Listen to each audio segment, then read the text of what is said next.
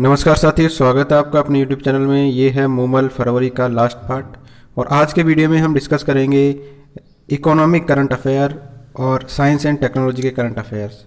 तो चलिए स्टार्ट करते हैं वीडियो को। 15 जनवरी 2024 को नीति आयोग के द्वारा जारी की गई बहुआयामी गरीबी 2022-23 के अनुसार देश में गरीबों का प्रतिशत कितना है। तो देश में गरीबों का प्रतिशत है 11.28%। ठीक है, और ये नीति आयोग के द्वारा जारी की गई है मल्टी डायमेंशनल पॉवर्टी इंडेक्स, इसके अनुसार है ये। वैश्विक स्तर पर जहां गरीबों और अमीरों के बीच आर्थिक असमानता की खाई बढ़ती जा रही है, वहीं भारत के अंदर करोड़ों लोग जो है गरीबी से बाहर निकले हैं और समृद्ध लोगों की आबादी सालाना कितनी परसेंट से बढ़ रही है? 12% से ये जो आबादी है ये बढ़ रही है। नीति आयोग की ओर से 15 जनवरी 2024 को रिपोर्ट जारी की गई है और इसमें कहा गया है कि 2013-14 से लेके 2022-23 के बीच में यानी 9 सालों के अंदर कितने लोग गरीबी से बाहर आए हैं। 24.82 करोड़ लोग जो है गरीबी से बाहर आए हैं। इसके बाद में बात करें तो सबसे ज़्यादा गरीबी से बाहर कहाँ पर आए हैं, तो उत्तर प्रदेश, बिहार, मध्य प्रदेश और राजस्थान के जो है सबसे ज़्यादा लोग गरीबी से बाहर आए हैं। यहाँ पर सबसे ज़्यादा गरीबी में गिरावट दर्ज की गई है। 81.35 करोड़ लोगों को नेशनल फूड सिक्योरिटी एक्ट के तहत मुफ्त अनाज मिल रहा है। इससे गरीबी हटाने के अंदर मदद मिली है। बात करें 2019 से 21 के बीच में तो 14.96% जो है ये गरीबी थी। ठीक है, और राजस्थान में जो है 1.87 करोड़ लोग जो है 2019 से लेके 21 के बीच में गरीबी से बाहर आए थे। तो 1.87 करोड़ बाहर आए थे। 2020 से 23 के बीच में जो गरीबी की जो रेट है वो है 11.28%। मतलब 11.28% लोग जो है ये गरीब है इंडिया के अंदर। बात करें राष्ट्रीय बहुआयामी गरीबी के अंदर किन पैमानों के आधार पर ये 11.28% फिक्स की गई है, तो इसके अंदर 12 सतत लक्ष्यों पर आधारित संकेतकों के आधार पर मापी जाती है ये। इनमें पोषण है, बाल और किशोर मृत्यु दर है, मातृ स्वास्थ्य है, स्कूली शिक्षा के वर्ष है, स्कूलों में उपस्थिति, खाना पकाने के ईंधन, स्वच्छता, पेयजल, बिजली, आवास, संपत्ति और बैंक के खाते। तो इन आधार पर ये रिपोर्ट जारी की जाती है राष्ट्रीय बहुआयामी गरीबी। राज्य में गरीबी के प्रतिशत की बात करें तो सबसे ज़्यादा गरीब कहाँ के हैं लोग, तो बिहार के सबसे अधिक गरीब है, 26.59% लोग गरीब है। इसके बाद नंबर आता है झारखंड का। झारखंड में 23.34% गरीब है। यूपी के अंदर 17.40% है। सबसे कम बात करें तो केरल के अंदर है 0.48% गरीबी। तो सबसे कम गरीब कहाँ पर मिलेंगे आपको? केरल के अंदर। इसके बाद मिलेंगे तमिलनाडु में 1.48%, फिर तेलंगाना में, फिर हिमाचल में, फिर मध्य प्रदेश में, फिर छत्तीसगढ़ में। और राजस्थान की बात करें तो राजस्थान में गरीबों की संख्या कितनी है? 10.77% गरीब है। अगला है the Indian economy review report 2023-24 के मुताबिक वित्तीय वर्ष 2024-25 में भारत की जीडीपी ग्रोथ कितनी अनुमानित की गई है? तो the Indian economy review report है 2023-24 की। इसके अनुसार हमारे 2024-25 के अंदर जो इकोनॉमिक ग्रोथ होने की संभावना है, जीडीपी ग्रोथ होने की संभावना है, वो कितनी है? तो 7% से अधिक इन्होंने प्रेडिक्ट की है। ये 2023-24 का मिनी सर्वे है। केंद्र सरकार ने अंतरिम बजट से पहले आर्थिक सर्वे के बदले the Indian economy a review report जारी की है। इस मिनी आर्थिक सर्वे यानी समीक्षा रिपोर्ट में देश की आर्थिक सामाजिक सेहत का खाका खींचा गया है। रिपोर्ट में अनुमान लगाया गया है कि अगले 3 वर्षों में यानी कि 2027 में भारतीय अर्थव्यवस्था दुनिया की तीसरी सबसे बड़ी अर्थव्यवस्था बन जाएगी। तो ये रिपोर्ट जो जारी की गई है the Indian economy review report, इसके अनुसार 2027 तक भारत तीसरी बड़ी अर्थव्यवस्था बन जाएगा और वर्ष 2030 तक $7 ट्रिलियन की अर्थव्यवस्था हमारी बन जाएगी। मतलब ये होता है 582 लाख करोड़ रुपए। रिपोर्ट के मुताबिक 2024-25 में लगातार चौथे साल भारत की जीडीपी ग्रोथ 7% से अधिक रहने की उम्मीद है। तो 2021-22 में 8.7% थी, इसके बाद में 22-23 के अंदर 7.2% थी, 23-24 के अंदर जो है ये 7.3% थी, और ये जो है 7% रहने की संभावना है, 60% से अधिक 2024-25 के अंदर। देश में घरेलू मांग की वजह से विकास के अंदर तेजी, जो हमारा डेवलपमेंट हो रहा है वो किस वजह से हो रहा है? ये हो रहा है देश के अंदर जो डोमेस्टिक डिमांड है वो बढ़ती जा रही है। सरकारी निवेश के साथ साथ निजी क्षेत्र में भी निवेश बढ़ा है, तो प्राइवेट प्लेयर्स के आने से हमारे देश की अर्थव्यवस्था बढ़ती जा रही है। अगले 3 सालों में देश जो है हमारा देश तीसरी सबसे बड़ी अर्थव्यवस्था हो जाएगा, और 2030 तक 7 ट्रिलियन की हमारी जो इकोनॉमी हो जाएगी। नेक्स्ट है राष्ट्रीय सांख्यिकी कार्यालय, जिसको इंग्लिश में बोलते हैं NSO, ठीक है, नेशनल स्टैटिस्टिकल ऑफिस। तो इसके द्वारा 5 जनवरी 2024 को जारी पहले अग्रिम अनुमान के अनुसार वित्तीय वर्ष 2023-24 में भारत की विकास दर कितने फीसदी रहेगी? तो NSO का डाटा है। तो NSO ने कहा है कि 2023-24 में जो है ये रहेगी 7.3%। RBI ने जताया था 7.2% रहने का अनुमान। 2023-24 में वास्तविक जीडीपी कितनी रहेगी? 171.79 लाख करोड़ रुपए। 18 से 21 जनवरी 2024 को एशिया का सबसे बड़ा एविएशन एक्सपो विंग्स इंडिया 2024 कहाँ आयोजित हुआ है? एशिया का सबसे बड़ा है, और ये है एविएशन एक्सपो विंग्स इंडिया 2024 का आयोजन हैदराबाद के अंदर हुआ। इस शो की जो थीम थी वो थी अमृतकाल में भारत को विश्व से जोड़ना, भारत नागर विमानन 2047 के लिए मंच तैयार करना। तो विंग्स इंडिया के अंदर 7 प्रमुख घोषणाएं की गई है। विंग्स इंडिया अवार्ड की बात करें तो सर्वश्रेष्ठ हवाई अड्डे का जो अवार्ड दिया गया है वो बेंगलुरु और दिल्ली एयरपोर्ट को दिया गया है। अंतर्राष्ट्रीय कनेक्टिविटी के हिसाब से जो अवार्ड दिया गया है वो एयर इंडिया को दिया गया है। सर्वश्रेष्ठ एयरलाइन का अवार्ड दिया गया है विस्तारा को।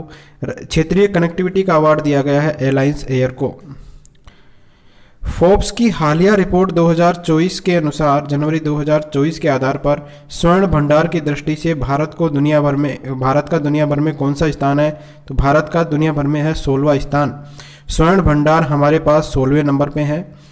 तो भारत के पास है 800.78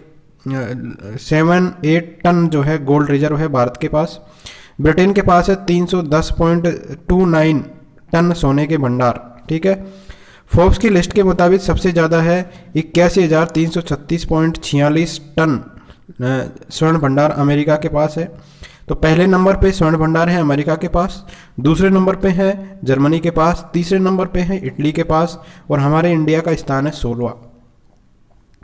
16वें वित्त आयोग का गठन किया गया है। इसके अध्यक्ष कौन बनाए गए हैं? इसके अध्यक्ष बनाए गए हैं अरविंद पनगड़िया जी।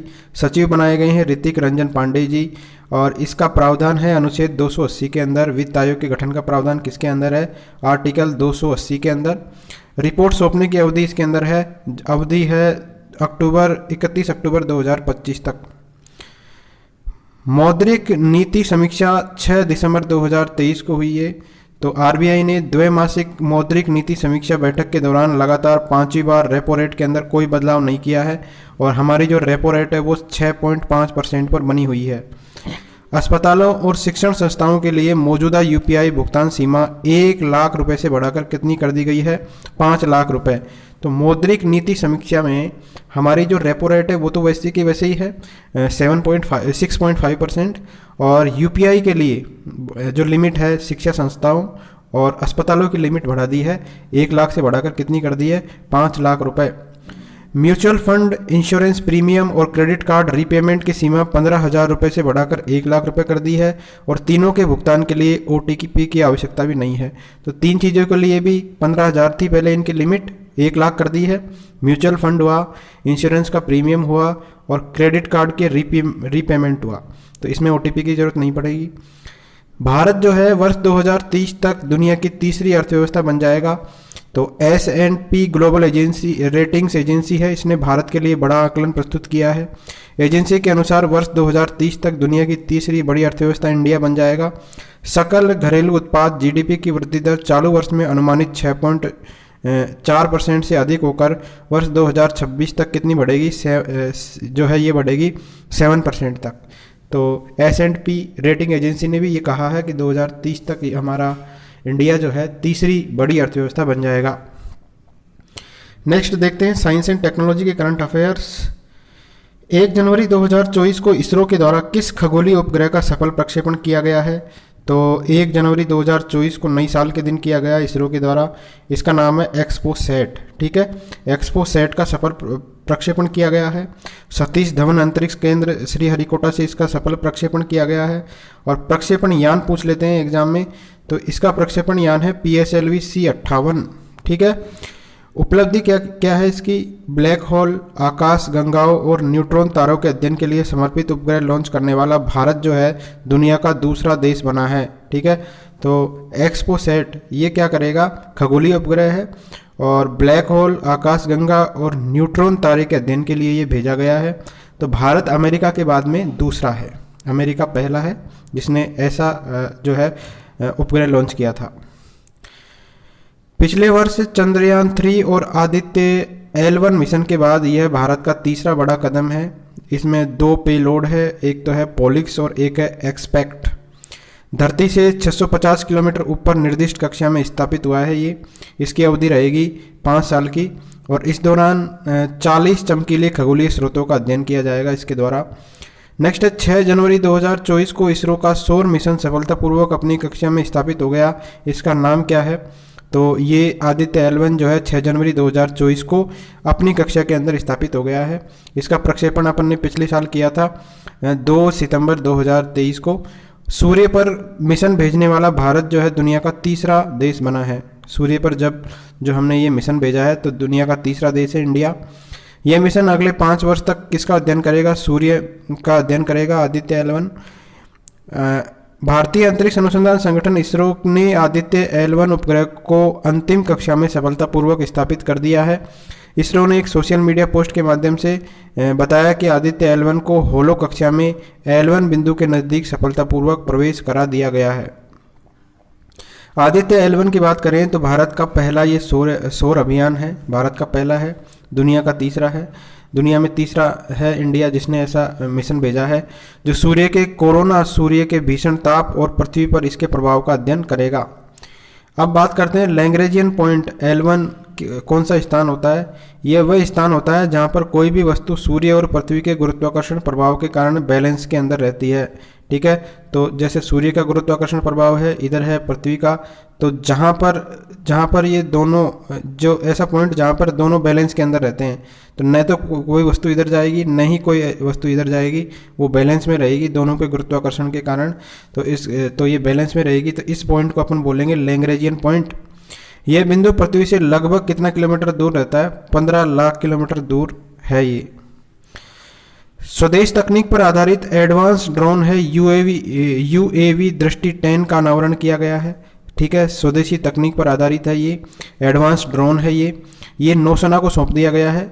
यहाँ फ्लैग ऑफ कार्यक्रम में नौसेना प्रमुख एडमिरल R हरि कुमार ने इसका अनावरण किया। यह Starline drone Adani defence and aerospace company ने तैयार किया है। किसने तैयार किया है? UAV दृष्टि 10 को, ये ड्रोन है, ध्यान रखना, इसको तैयार किया है Adani defence and aerospace company ने। इसके शामिल होने के बाद नौसेना की ताकत और बढ़ गई है। हैदराबाद से पोरबंदर के लिए उड़ान भरने के बाद नौसेना के समुद्री अभियानों में इसको शामिल किया जाएगा। दृष्टि 10 समुद्री निगरानी के अंदर भी जो है ये मददगार रहेगा। ड्रोन है यह ड्रोन ISR टेक्नोलॉजी और समुद्र में आत्मनिर्भर की दिशा में एक मील का पत्थर है। यह एडवांस इंटेलिजेंस, सर्विलांस और टोही ISR प्लेटफॉर्म है। यह 36 घंटे तक उड़ने के अंदर सक्षम है, तो 36 घंटे तक इसको उड़ाया जा सकता है। दृष्टि 10 को 450 kg भार उठा सकता है ये, और किसी भी मौसम में उड़ान भर सकता है। तो ये एडवांस फीचर है इसके UAV दृष्टि 10 के। नेक्स्ट बात करते हैं कुछ युद्धाभ्यास की। तो युद्धाभ्यास साइक्लोन, ये भारत और मिन का संयुक्त युद्धाभ्यास, इसका दूसरा संस्करण 22 जनवरी से लेकर 1 फरवरी 2024 को कहाँ पर हुआ है? मिस्र के असांस के अंदर हुआ है। युद्धाभ्यास है साइक्लोन, किस किस का है? भारत और मिस्र का। जापान का मून मिशन है स्नाइपर, तो जापान के मून मिशन स्नाइपर की चंद्रमा पर सफल लैंडिंग जनवरी 2024 में हो गई है। ठीक है, तो जापान का मून मिशन का नाम क्या है? स्नाइपर है। जापान की एजेंसी है जाक्सा। प्रक्षेपण किया गया इसका 7 सितंबर 2023 को। चांद की सतह पर पहुंचने वाला जापान दुनिया का 5वां देश बना है। नेक्स्ट है 19 से 27 फरवरी 2024 को दुनिया का सबसे बड़ा नौसेना का युद्धाभ्यास मिशन 2024 कहाँ आयोजित किया गया? तो नौसेना का सबसे बड़ा युद्धाभ्यास था ये, और ये आयोजित किया गया है हिंद महासागर के अंदर। और ये जो है आयोजित किया गया 19 से 27 फरवरी को। इसमें जापान, अमेरिका, ऑस्ट्रेलिया और फ्रांस सहित 50 देशों की नौसेनाएं शामिल होगी, और भारतीय नौसेना आईएनएस विक्रमादित्य और आईएनएस विक्रांत के साथ 30वीं जयंती पोत लेकर उतरेगी। तो ये अभी चल रहा है और ये सबसे बड़ा है। ठीक है, 19 से लेकर 27 फरवरी को। अब कुछ एक्सरसाइजेज देख लेते हैं। मित्र शक्ति किस किस के बीच का संयुक्त सैन्य अभ्यास है? भारत और श्रीलंका का है। 16 से लेकर 29 नवंबर 2023 को 9वां संस्करण था, इसका आयोजन हुआ पुणे के अंदर। दूसरा है वज्रप्रहार 2023, ये भारत और अमेरिका का संयुक्त सशस्त्र बल अभ्यास है। 14वां संस्करण इसका आयोजन हुआ है उमरोई मेघालय के अंदर 21 नवंबर से लेकर 11 दिसंबर 2023 को। इसके बाद में आस्ट्रा हिंद 2023, ये भारत और ऑस्ट्रेलिया का संयुक्त सैन्य अभ्यास है, और ये इसका दूसरा संस्करण आयोजित हुआ है। कब से कब तक? 16 दिसंबर तक। 22 नवंबर से लेकर 16 दिसंबर तक इसका आयोजन किया गया पर्थ ऑस्ट्रेलिया के अंदर। फिर है सूर्यकिरण युद्धाभ्यास, 17वां संस्करण है ये, भारत और नेपाल का है, पिथौरागढ़ उत्तराखंड के अंदर 24 से लेकर 7 दिसंबर को ये आयोजित किया गया। तो ध्यान रखिए, सूर्यकिरण है भारत और नेपाल का, आस्ट्रा हिंद है भारत ऑस्ट्रेलिया का, वज्रप्रहार है भारत अमेरिका का, मित्र शक्ति है भारत और श्रीलंका का। नेक्स्ट है भारत की सबसे तेज इलेक्ट्रिक नाव है बाराकुडा। तो बाराकुडा जो नाम है एक मछली के नाम पर इसका नाम रखा गया है। एक बार चार्ज करने पर 12 समुद्री मील की दूरी तय कर सकती है ये बाराकुडा, और इसकी लॉन्चिंग अल्लापुझा में पनावली यार्ड में की गई है। नेक्स्ट है वेरिएंट ऑफ इंटरेक्ट। तो WHO ने जो कोरोना वायरस का ओमिक्रॉन है स्ट्रेन है, इसके नए रूप है JN1 को तेजी से फैलने के कारण इसे वेरिएंट ऑफ इंटरेक्ट नाम दिया है। तो वेरिएंट ऑफ इंटरेक्ट किसका नाम है? जो ओमिक्रॉन स्ट्रेन का नया रूप है JN1, इसका नया नाम है, ध्यान रखिए। WHO ने ये नाम दिया है वेरिएंट ऑफ इंटरेक्ट। नेक्स्ट है बैलिस्टिक मिसाइल अग्नि-1। तो 7 दिसंबर 2023 को अग्नि-1 का सफल प्रक्षेपण उड़ीसा के APJ अब्दुल कलाम द्वीप से किया गया है। शॉर्ट रेंज की है ये बैलिस्टिक मिसाइल। अग्नि-1 क्या है? शॉर्ट रेंज की बैलिस्टिक मिसाइल। नेक्स्ट है प्रलय सामरिक बैलिस्टिक मिसाइल। तो 8 नवंबर 2023 को उड़ीसा के तट पर प्रलय सामरिक बैलिस्टिक मिसाइल का भी सफल प्रक्षेपण किया गया। 500 किलोमीटर की मारक क्षमता है इसकी, और ये इसको विकसित किया है DRDO ने। नेक्स्ट है आकाश डिफेंस मिसाइल। तो आकाश डिफेंस मिसाइल जो है इसका सफल प्रक्षेपण किया गया 17 दिसंबर 2023 को भारतीय वायुसेना के अभ्यास अस्त्र शक्ति 2023 के दौरान। अब ये आकाश जो है ये सतह से हवा में मार करने वाली मिसाइल है, ध्यान रखना है, ये सतह से हवा में मार करने वाली मिसाइल है आकाश। इसका सिंगल फायरिंग यूनिट के साथ जो है 4 टारगेट को नष्ट कर दिया गया। इसी के साथ भारत सिंगल फायरिंग यूनिट से ऐसा करने वाला दुनिया का पहला देश बन गया है। तो अभ्यास के दौरान वायुसेना ने summer air defence missile system का भी आंध्र प्रदेश में श्रीलंका तट पर सफल प्रक्षेपण परीक्षण किया है। तो भारत पहला देश बन गया है आकाश डिफेंस, आकाश से जो है मार करने वाली आकाश मिसाइल का सिंगल फायरिंग यूनिट के साथ एक साथ 4 टारगेट को नष्ट किया। तो ऐसा करने वाला भारत दुनिया का पहला देश है। तो ये था आकाश डिफेंस मिसाइल के बारे में।